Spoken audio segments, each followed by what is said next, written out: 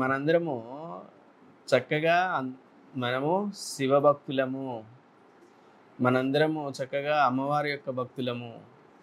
ఆ ఒక్క చిన్న విషయం గుర్తుపెట్టుకోవాలి మనం ఎప్పుడు. మనం కష్టం వచ్చినప్పుడు మర్చిపోకూడదు. సుఖంగా ఉన్నప్పుడు అశ్రద్ధ చేయకూడదు. మనకు బాగా గుర్తుండాల్సింది ఏంటి అనంటే మనం ఆ అమ్మవారి బిడ్డలము అనే విషయం గుర్తుండాలి. ఆ పరమశివుని యొక్క పిల్లలము అనే విషయం గుర్తుండాలి. మీకు బాగా భక్తి ఉంటే లలిత సహస్రనామంలో లలిత నామాలు గుర్తుపెట్టుకోవటం కంటే ముఖ్యం. విష్ణు సహస్రనామంలో నామాలు గుర్తుపెట్టుకోవడం కంటే ముఖ్యము.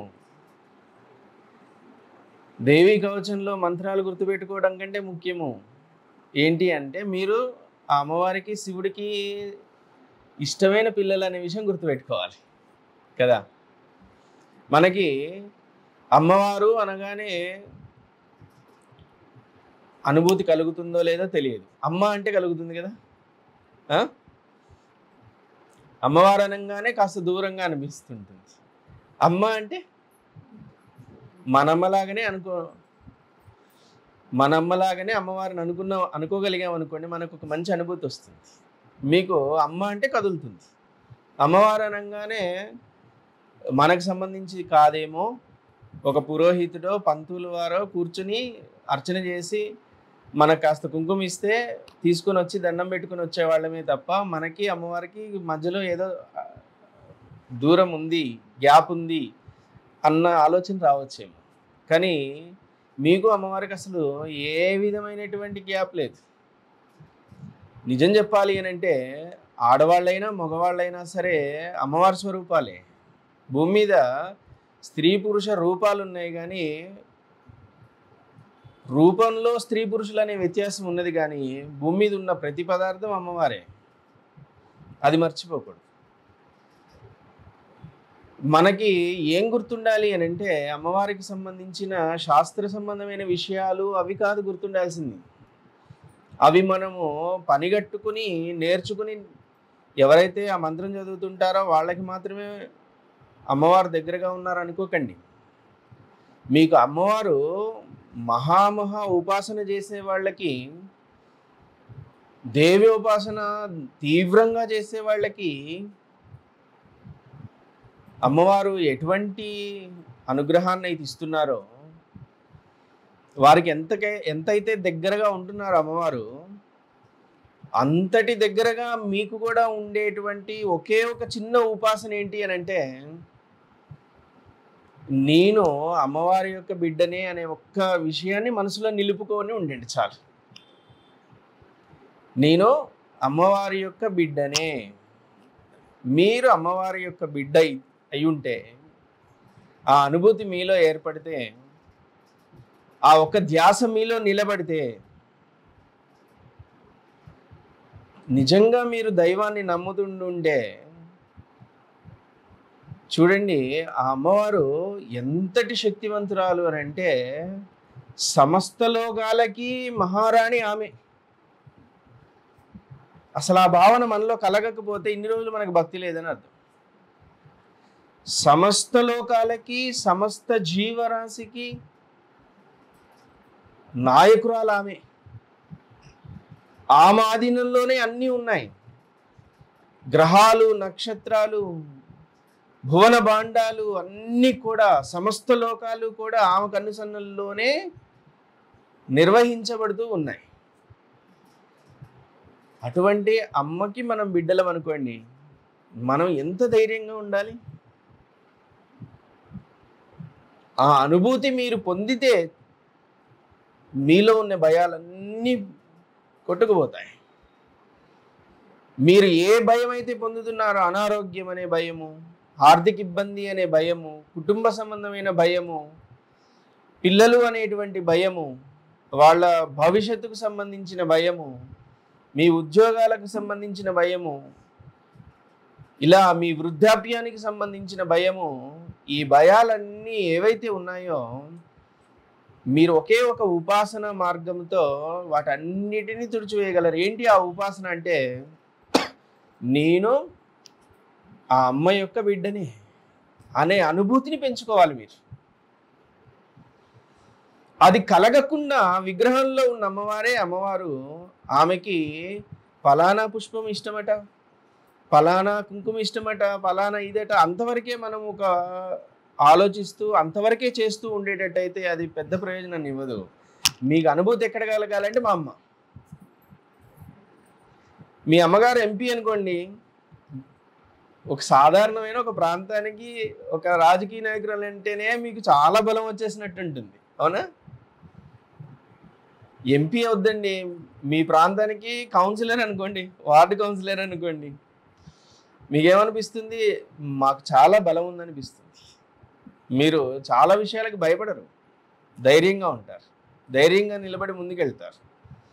మీరు ఎంపీ కూతురు అనుకోండి, రాత్రి 12, 1 కూడా ధైర్యంగా వెళ్ళగలరు బయటికి. ఎందుకనంటే వెనకాల ఉన్నది ఎవరు? ఏమైనా తేడా వచ్చేసింది అనుకోండి, పీచు చేసేస్తారు అనే ధైర్యం ఒకటి ఉంటుంది మీలో. ఆ ధైర్యము మీతో చాలా గొప్ప పనులు చేయించగలదు. ఎందువల్ల? వెనకాల ఉన్నది మా అమ్మ, చాలా శక్తివంతురాలు. ఆఫ్టర్ ఆల్ మనం ఒక ప్రాంతానికి నాయకురాలు అయ్యుంటేనే, మన కుటుంబంలో ఒకరు, మనం అంత ధైర్యంగా ఉన్నప్పుడు సమస్త లోకాలకి అధిపతి అయినటువంటి అధినాయకురాలైనటువంటి అమ్మవారి బిడ్డని నేను అనే భావన నీలో నిజంగా మనస్ఫూర్తి కలిగితే ఆ రోజు నీలో భక్తి ఉదయించింది అని అర్థం. అప్పటి వరకు మీరు మీ అమ్మగారు చెప్పారు, నాన్న నమస్కారం చేసుకుంటున్నాం, అమ్మ చెప్పింది బొట్టు పెట్టుకున్నాం, అమ్మ చెప్పింది, లేదా చుట్టుపక్కల మనతో పాటుగా ఆడవాళ్ళు గుడికి వెళ్తున్నారు, అక్కడ కూర్చొని లలిత చదువుతున్నారు, నేను కూడా నేర్చుకున్నాను, నాకు వచ్చు. పూజారితో పోటీపడి మనం కూడా మంత్రాలు చదవగలం అన్న దగ్గర ఆగిపోతాం. అది మీరు ఒక ప్రక్రియ చేయగలుగుతున్నారే తప్ప, నేర్పిస్తే ఎవరైనా చేయగలరు ఆ ప్రక్రియలన్నీ కదా. కుంకుమార్చన మీకు నేర్పిస్తే, దానికి సంబంధించిన మంత్రం మీకు చెప్తే నేర్చుకుని ఏమైనా చేయగలరు. ఇప్పుడు ఈవిడున్నారు, ఎక్కడో ఉద్యోగం చేస్తున్నారు, ఆవిడ నేర్చుకున్నారు ఆ ఉద్యోగానికి సంబంధించినటువంటి విషయాలు. ఈయనున్నారు అమెరికాలో కూర్చుని ఏదో ఉద్యోగం చేస్తున్నారు, దానికి సంబంధించి నేర్చుకున్నారు కాబట్టి అక్కడ ఆ పని చేయగలుగుతున్నారు. నేర్పిస్తే ఏమైనా చేయగలడు మనిషి. అలానే మనకి కుంకుమార్చననో లలిత చదవటమనో ఇంకేదో నేర్పించారనుకోండి ఎవరైనా, మనం అవన్నీ చేయగలం. కానీ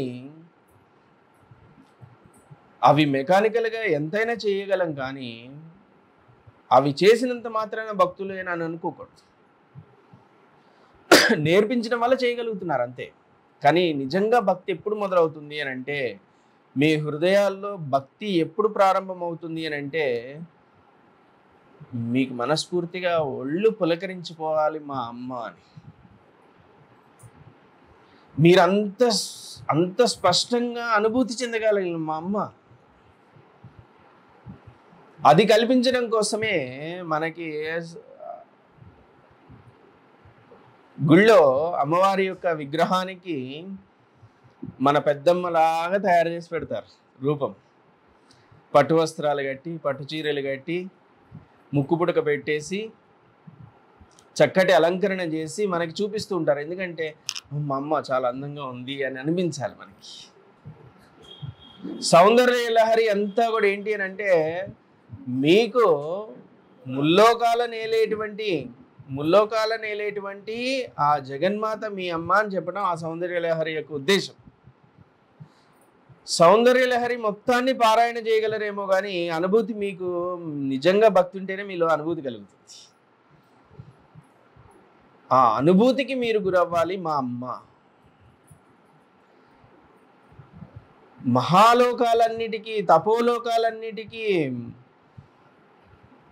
భువన భాండాగారాలన్నిటికీ, ఈ జగత్తు మొత్తానికి నాయకురాలు నా అమ్మ అనే విషయము, నా తల్లి, మా అమ్మ అంత గొప్ప నాయకురాలు అనేటువంటి విషయము మీలో నిజంగా అనుభూతి చెందిన రోజు భక్తి పుట్టింది అని అర్థం. అది గుడికి వెళ్తే వస్తుందా, లేదంటే మనము పారాయణలు చేస్తే వస్తుందా అంటే అది మీ ఇష్టం. ఎలాగ మీకు కలుగుతుందో కలగనివ్వండి. కానీ హృదయంలో ఆ భావన మాత్రం ఏర్పడాలి. అది ప్రతిరోజు స్థిరపడాలి. అది మనలో ప్రతిరోజు స్థిరపడడం కోసము మనం సమయం కేటాయించాలి. మనము ఆ సమయం ఇవ్వకపోతే నీలో స్థిరపడదు. ఎప్పుడో గుడికి వెళ్ళినప్పుడు ఆ చక్కటి దీపాలంకరణల మధ్య మీరు ఆ దేవుణ్ణి చూసి కాసేపు ఆహా అని అనిపిస్తుంది, వచ్చేస్తారు. ఇక అంతే. మిగతా సమయంలో మీకు ఆ భావన కలగదు. అందుకే పదే పదే ఎందుకు ఆలయానికి వెళ్తామంటే ఆ రూపాన్ని దర్శనం చేసుకోవాలి. ఆ దర్శనం కలిగినప్పుడు మనకి ఆహా అనిపిస్తుంది. ఇంట్లో కూర్చున్నప్పుడు అనిపించకపోవచ్చు. మన టార్గెట్ ఏమవ్వాలి అని అంటే, ఇప్పుడు మనం ఇంట్లో కూర్చున్నా సరే, మనం ఏ సందర్భంలో ఉన్నా సరే, ఏ పరిస్థితుల్లో ఉన్నా సరే, మన భావనలోకి ఒకటి చొచ్చుకు రావాలి, నిజమైన భక్తి పుట్టాలి. ఆ భావన ఏమిటి అని అంటే, మా అమ్మ జగన్మాత,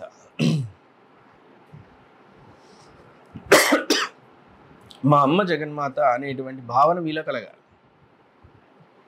అందుకోసము ఖచ్చితంగా మనిషి కేవలం బాహ్యమైనటువంటి